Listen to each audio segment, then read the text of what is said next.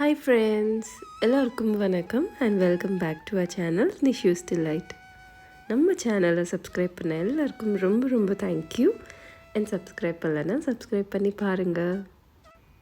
So night ஒரு வழியாக வீட்டுக்கு வந்ததுக்கப்புறம் இது வந்து நெக்ஸ்ட் டே காலையில் எங்களோட வில்லேஜ்க்கு கிளம்ப வேண்டியது, கிராமம் அப்பாவோட ஊருக்கு.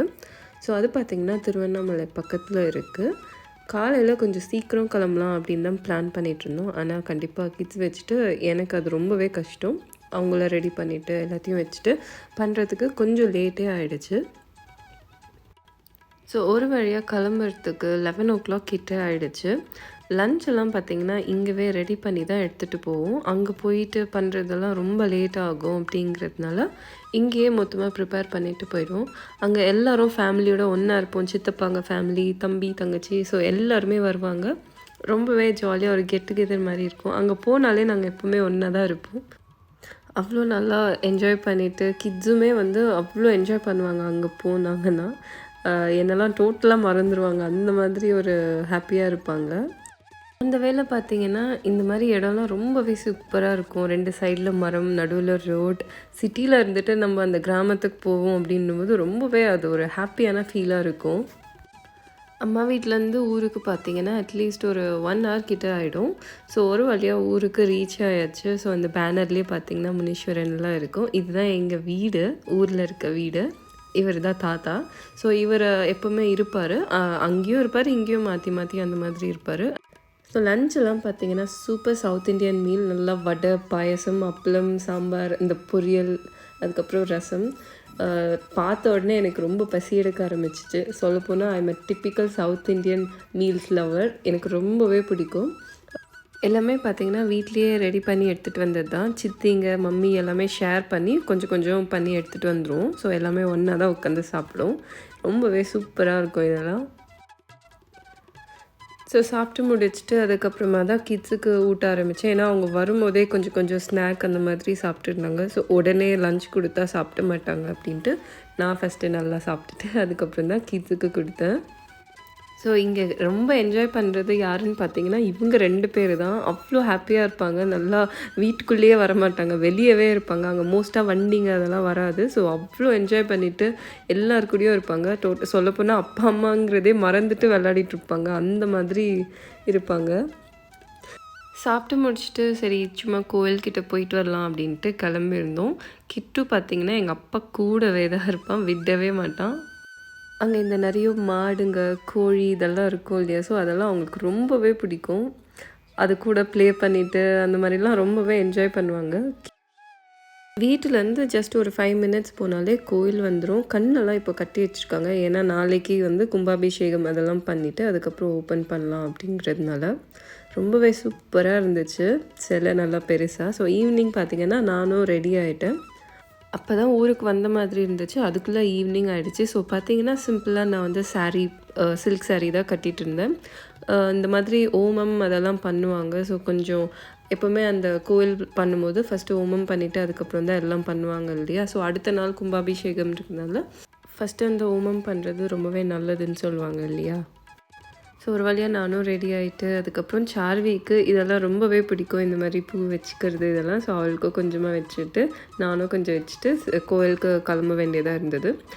ஆக்சுவலி 7 அந்த மாதிரி தான் ஸ்டார்ட் பண்ணுவாங்க. ஸோ கொஞ்சம் முன்னாடியே போயிட்டு எல்லாமே பார்க்கலாம் அப்படின்ட்டு கிளம்பியாச்சு. கிட்டு பார்த்திங்கன்னா அங்கே அந்த பேட்ஜ் வந்து கிட்டுக்கும் சேர்த்து கொடுத்துட்டாங்க. கிட்டு வந்து வேறு லெவல் இதில் இருந்தால் அவ்வளோ ஹாப்பியாக.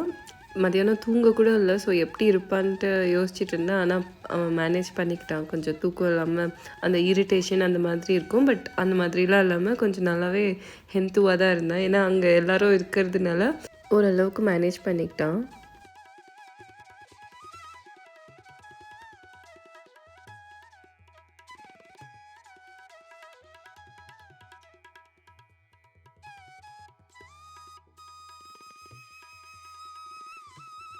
ஸோ இப்போ கிளம்பிட்டு ஸ்ட்ரைட்டாக கோயிலுக்கு தான் போகணும். எல்லோரும் போயாச்சு. நாங்கள் தான் லாஸ்ட்டில் கொஞ்சம் ஃபோட்டோஸ் அதெல்லாம் எடுத்துகிட்டு போகிறதுக்கு லேட் ஆகிடுச்சு. ஸோ லைட்ஸ் எல்லாம் போட்டு நல்லா கலர்ஃபுல்லாக சூப்பராக இருந்துச்சு அந்த ஈவினிங். இவங்க 2 பேரும் இதுதான் ஃபர்ஸ்ட் டைம் இப்படியெல்லாம் பார்க்கறது. நல்ல ஒரு பெரிய சிலை. ஸோ அந்த அவர்கிட்டேருந்து வரவே இல்லை, முனீஸ்வர்கிட்டேருந்து. அங்கேயே இருந்தாங்க. ஏதோ டிஃப்ரெண்ட்டாக எல்லாத்தையும் எக்ஸ்ப்ளோர் பண்ணிவிட்டு இந்த மாதிரி இருந்தாங்க. ரொம்பவே அழகாக இருந்துச்சு. அவ்வளோ பெருசாக நல்லா பண்ணியிருந்தாங்க அந்த சிலை எல்லாம். இது ஒரு 4 நாளாக நடக்கும். ஸோ ஃபஸ்ட்டு டே வந்து இந்த மாதிரி பூஜை இதெல்லாம் பண்ணிவிட்டு அடுத்த நாள் தான் நெக்ஸ்ட் டே கும்பாபிஷேகம் பண்ணுவாங்க. அதுக்கப்புறம் யூஸ்வலாக ஒரு திருவிழா எப்படி நடக்குமோ அந்த மாதிரி தான் நடக்கும். லாஸ்ட்டில் அந்த பாட்டு பாடுறது இது எல்லாமே இருந்துச்சு. ஸோ என்னால் ஒரு 2 டேஸ் தான் கேப்சர் பண்ண முடியும். ஏன்னா எனக்கு லீவு ஹஸ்பண்ட்க்கு இல்லை அப்படிங்கிறதுனால நாங்கள் 2 டேஸ் தான் ஸ்டே பண்ணினோம். இவங்க 2 பேரும் வந்து அங்கே ஏதோ பாட்டு தான் பாடுறாங்கன்னு சொல்லிட்டு சன்னாக டான்ஸ் எல்லாம் ஆடிட்டு ரொம்பவே என்ஜாய் பண்ணிட்டு இருந்தாங்க. கிட்டு பார்த்தீங்கன்னா இப்போ கூட எங்கள் அப்பா கூட தான் இருந்துகிட்ருப்பான். ஸோ அந்த இடத்த விட்டு அவங்க 2 பேருமே வரல. அந்த கிட்ட அப்சர்வ் பண்ணிவிட்டு அங்கேயே இருந்தாங்க. இங்கே தான் வந்து பூஜை பண்ணிகிட்டு இருந்தாங்க, அந்த ஓமம்லாம் பண்ணிவிட்டு. ஊரில் இருக்க எல்லாருமே வந்துருந்தாங்க. அவ்வளோ ரஷ், ரொம்பவே சூப்பராக கிராண்டாக இருந்தது.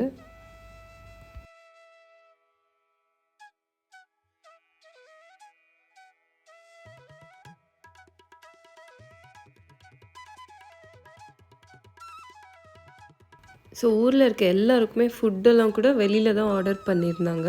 யாருமே வீட்டில் சமைக்கல. அந்த 3-4 டேஸ் அந்த ஃபெஸ்டிவல் மைண்ட் செட்லேயே எல்லோரும் அவ்வளோ ஹாப்பியாக சுற்றிட்டு இருந்தாங்க. ஸோ ரொம்பவே ஜாலியாக ஹாப்பியாக இருந்தது. எல்லா செட்டப்புமே அவ்வளோ அழகாக பண்ணியிருந்தாங்க. அந்த லைட்டிங்லேருந்து அந்த சவுண்ட் எல்லாமே அவ்வளோ அழகாக இருந்துச்சு. பார்த்திங்கன்னா ஊரில் இருக்கவங்களே ஒருத்தர் ஒரு வேலை எடுத்துகிட்டு அவ்வளோ அழகாக பர்ஃபெக்டாக எல்லாத்தையுமே அரேஞ்ச்மெண்ட்ஸ்லாம் பண்ணி வச்சுருந்தாங்க. பூஜை கூட ரொம்ப நேரம் நடந்துட்டு இருந்தது. கிட்டத்தட்ட ஒரு 3 ஹார்ஸ் கிட்ட பண்ணிகிட்டு இருந்தாங்க. ஆக்சுவலி ஈவினிங்லேருந்தே நல்லா அந்த டெக்கரேஷன் பண்ணிவிட்டு ஸ்டார்ட் பண்ணிவிட்டு அதெல்லாம் பண்ணிகிட்டு இருந்தாங்க.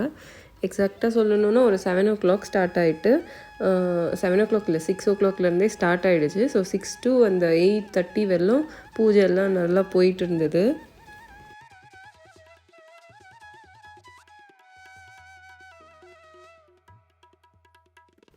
இப்போ பார்த்தீங்கன்னா கிட்டு வந்து எங்கள் சித்தப்பா கூட தான் நின்றுட்டுருக்கான். இதெல்லாம் வந்து ரொம்ப புதுசாக அவங்க பார்த்துட்டு இருந்தாங்க. அந்த மோஸ்ட்டாக பசங்களுக்கு அந்த ஃபயர் அது இதுனாலே கொஞ்சம் இதுவாக இருக்கும். ஸோ அதெல்லாம் கிட்ட போய் பார்த்துட்டு என்ன பண்ணுறாங்க அப்படின்றதெல்லாம் அப்சர்வ் பண்ணிகிட்டு இருந்தாங்க. இது வந்து பார்த்திங்கன்னா பூஜை எல்லாம் முடிகிற ஸ்டேஜு. ஸோ அந்த டைமில் எல்லாத்தையும் முடிச்சுட்டு நான் வந்து சீக்கிரமாக கிளம்பிட்டேன். ஏன்னா கிட்டு தூங்காததுனால சீக்கிரம் ஃபுட் கொடுக்கணும், இல்லைனா அப்படியே தூங்கிடுவான் அப்படின்றதுனால நான் சீக்கிரமாகவே கிளம்பிட்டேன். ஸோ இதெல்லாம் பார்த்திங்கன்னா அந்த அன்றைக்கி ஈவினிங் எல்லாமே நடந்தது. நெக்ஸ்ட் டே நடந்தது இந்த வீடியோவில் லாங்காக இருக்குன்ட்டு நான் இன்னொரு வீடியோவில் உங்களுக்கு ஷேர் பண்ணியிருக்கேன். ஸோ நெக்ஸ்ட் டேவும் என்னென்ன நடந்துச்சு, எப்படி பூஜை என்ன பண்ணாங்க அப்படிங்கிறது அந்த வீடியோவில் உங்களுக்கு நான் ஷேர் பண்ணுறேன். எண்ட் ஆஃப் த வீடியோக்கு வந்தாச்சு. ஹோப் இந்த வீடியோ உங்களுக்கு பிடிச்சிருக்குன்னு நினைக்கிறேன். மறுபடியும் வேறு ஒரு வீடியோவில் உங்கள் எல்லாரையும் மீட் பண்ணுறேன். Until then, bye from Nisha. Take care.